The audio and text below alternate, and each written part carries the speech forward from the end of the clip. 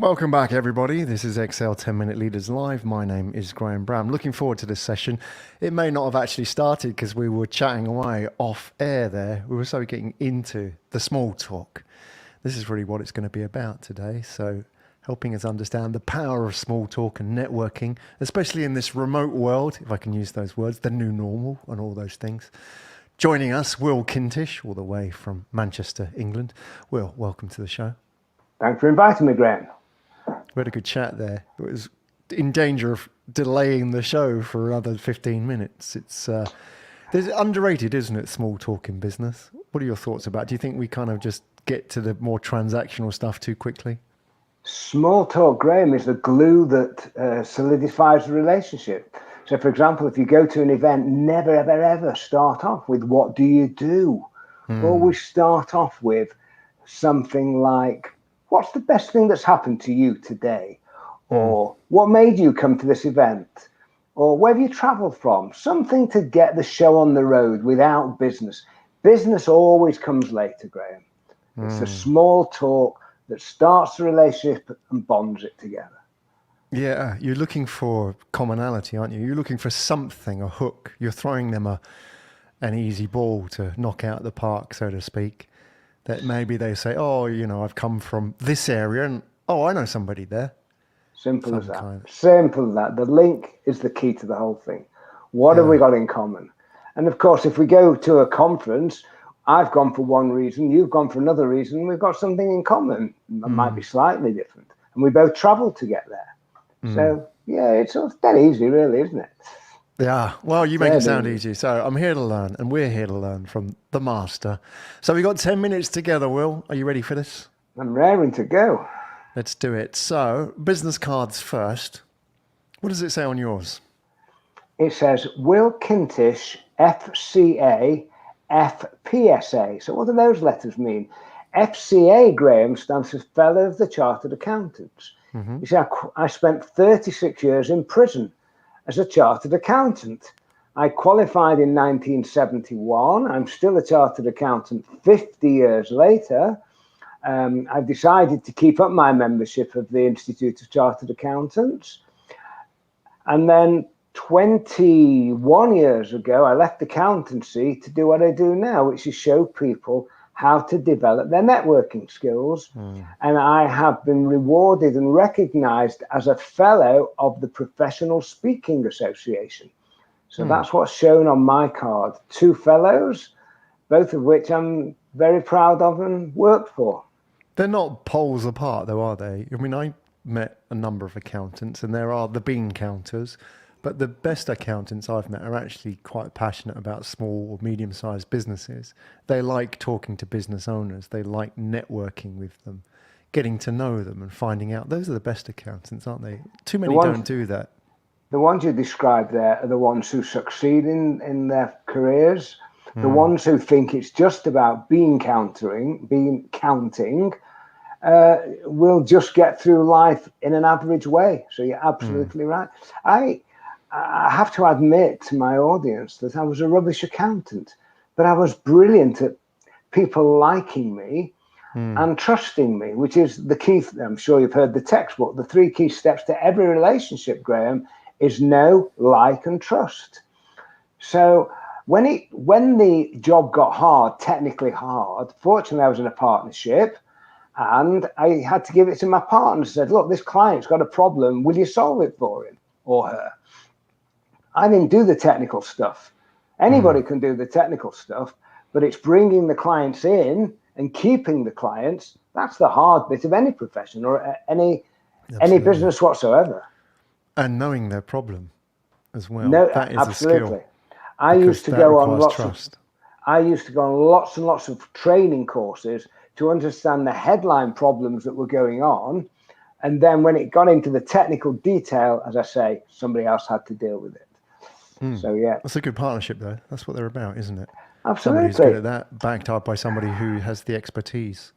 In a partnership, in a business, professional firms mainly, sorry, my wife, let me get rid of her. There are finders, minders, and grinders. I was a finder. In other words, I found the business. I minded it. I was obsessive about reliability, trust, which meant I didn't often lose clients through bad service. And the grinder were the trainee accountants and the younger people who did the work. Everybody needs everybody else, but without the finder, there ain't no business, Graham. There ain't, exactly. Lifeblood. Okay, so when you're out there finding, you're working the room, or the Zoom as it is. We'll come to that part in it, in how things have changed in the last 18 months. When you're at an event, networking, meeting people over a coffee, whatever it may be, the small talk. Let's talk about how you actually connect with people. Now, for people like me, one of the worst scenarios to be in is at a networking event and people asking, what do you do? I would rather that ground opened up and swallowed me whole than me to be in that situation. I'm very uncomfortable at networking events. How do I get through that? What can you advise somebody like me who's a bit socially awkward in large gatherings? I'm okay like this, but 10 people and... Graham, I've checked you out. You have a great deal of knowledge, experience, and expertise. When you are asked what you do, most people fall into this trap. They tell people what they are and not what they do. Answer with a verb and not a noun. So you say, Will Kintish, what do you do? I say this, Graham, and you might like to use some of this. At the heart of what I do, Graham, is simple. I show my clients how to develop their networking skills. So using some of my words, what do you do, Graham?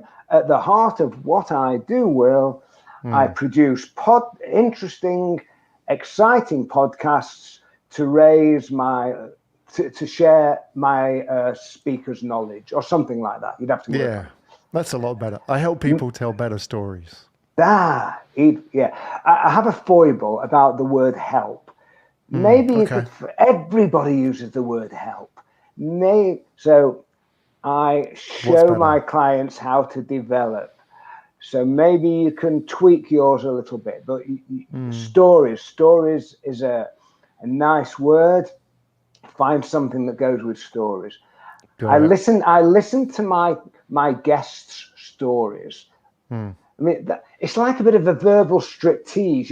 You're teasing them a little bit. Don't tell them too much. I mean, come on, Graham, podcasting and what you do, it's pretty sexy, really. So find a sentence. It's only one sentence to share what you do. And as I say, always answer with a verb and not a noun. I mean, you could easily say, I'm a podcaster, or I'm an accountant, or I'm a consultant. That's what you are, not what you do. Oh, that's what a lot of people answer, isn't it? And it's a good conversation stopper. Correct. By the way, try and find out what they do first. So when they ask you what you do, you can hopefully think on your feet and answer. I tell stories about your career. If somebody says, if somebody's interesting and you think he or she could be an interesting guest on my podcast, what you'll do is I share stories about people like you, and they'd be very interested in knowing more, wouldn't they? You've got to answer with a one-liner where you expect them to say, tell me more. Whereas if you say I'm an accountant, we put them in a pigeonhole and we decide they're boring people. So you're absolutely right. Answering the question, what do you do, right at the beginning of a relationship, you've got to get it dead right. Yeah, you've got to pique their curiosity. That's it. Make them interested. Say something different as well. It's too easy, isn't it, to say I'm a podcast or I'm a VP of marketing. That's very much a showstopper when it comes to building it. What are the kind of quick wins then? We've been in the situation when we're networking where sometimes it runs a bit dry, where sometimes the other person is not that receptive. Maybe they're just a little bit shy, or maybe they don't connect with you. The number one core skill. Well, it's simple: asking questions. That's simple as that. I left accountancy to do what I'm doing now through a great man who I wish I'd met. He's called Dale Carnegie, who wrote the famous book, How to Win Friends and Influence People. I was on a management course. I started to train with them in part-time. And what Dale Carnegie said is, the most interesting people we ever meet are those who are most interested in us. So if you want to be perceived in that room as the most interesting person, just show genuine interest in the other person.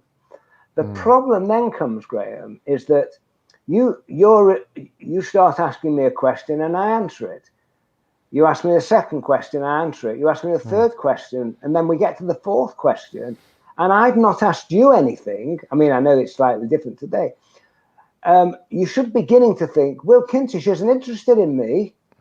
So I have a 4-question rule. I ask somebody 4 questions about them. If at that point they don't ask me anything about me, A, I think it's rude. B, I realize they don't want to know anything about me. And C, why do I want to waste their time, brackets, and waste my time? And I will very politely say, well, Graham, it's nice to have met you. Enjoy the event and move on. 4 questions. 4 questions, Kintish. 4 questions. If they don't come back, what is the point in continuing it? Because it's sort of, if you're not careful, if you start asking questions in the wrong tone, it becomes an interrogation. Yeah, exactly. Some people can take it. But yeah, it's a good red light that you've gone through with that person. If they aren't coming back and asking questions, then, that may be not a great basis to build a business relationship on long term, isn't it? There's 4 areas of question. The icebreaker question: where have you traveled from? What made you come? Then we do go into the business questions, ask about the business. And if it's going well, we move and mold in the small talk questions as well. Here's a question never to ask, or in fact, here are 2 questions never, ever ask. Are you married, or have you got children? Yeah, exactly. There you go. So 2 days, if you were married and 2 days before you had a breakup and somebody said, are you married, Graham? And it was still raw in your psyche. Thanks for reminding me, Will. There you go. Exactly. So how do I Why find does out? Children not? Is that too sensitive a subject? Or? Absolutely. What happens if people have got fertility problems? What happens if people have lost a child? I mean, I could regale you with stories, but I can find out about everybody, Graham. Here's the question. When you're not working, or when you don't come to conferences, if I meet you at a conference, what do you do in your spare time? Yeah. You see, if people have got significant others, they'll say, oh, we go cycling, or we go hiking, or I'm a taxi driver to my children. Well, then they've given you a license to ask about that. But be very, very sensitive to asking the question. Good advice, Will. Great advice. Treading carefully with confidence as well. But don't miss the area of what do you do in your spare time. Yeah. That's what people like talking about, really, more than business, isn't it? And if you can connect on that level and show an interest, then that is the basis for building trust, isn't it? Indeed. All right, how have things changed? Now let's move from the room to the Zoom. In the last 18 months, it's been a bit of a crazy world. Obviously, we're not networking in large events like we used to. However, we're meeting people across these platforms now. Is this a place for small talk? What's changed and what's the same? Graham, here's the secret. Go on. Nobody's listening. What a waste of time. Apart from the physical aspect of being at an event, in terms of networking, nothing's changed. If you and I were at a conference and we were meeting each other as we're doing now, we would be having, I'm guessing, exactly the same conversation. Except we'd be looking at each other in 3D rather than 2D. Yeah. The only difference is, and this is part of my training, is and you asked me this at the beginning, how are you in front of the camera?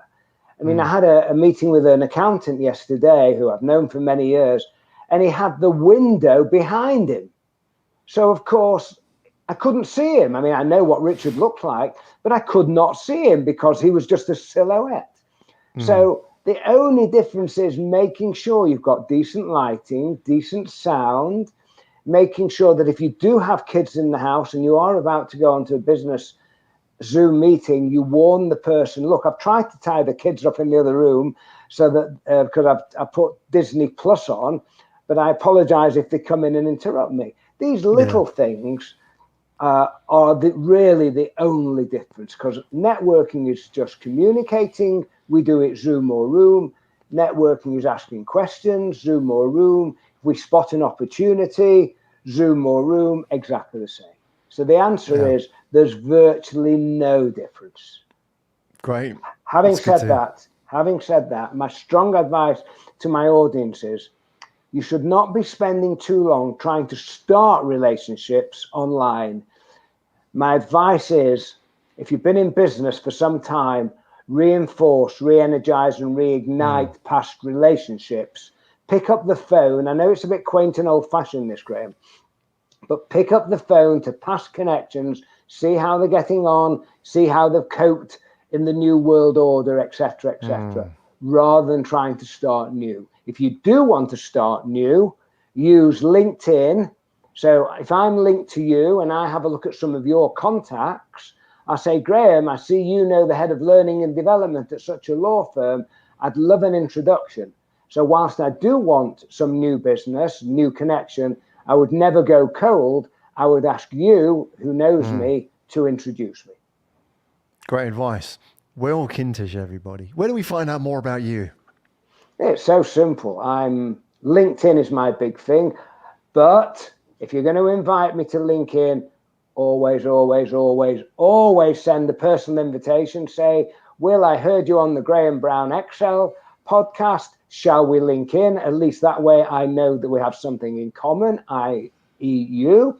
And the other way is my very nice website, kintish.co.uk. Loads of free stuff on there, Graham. You can watch me working, talking to loads of audiences in the good old days of live conferences. Kintish.co.uk. Do you remember those? Yeah, they're coming back, I believe. Yes, I went to a networking lunch last week. It's my oxygen has finally returned. Oh, fantastic. Well, thank you for joining us today and sharing the tips. Really enjoyed that.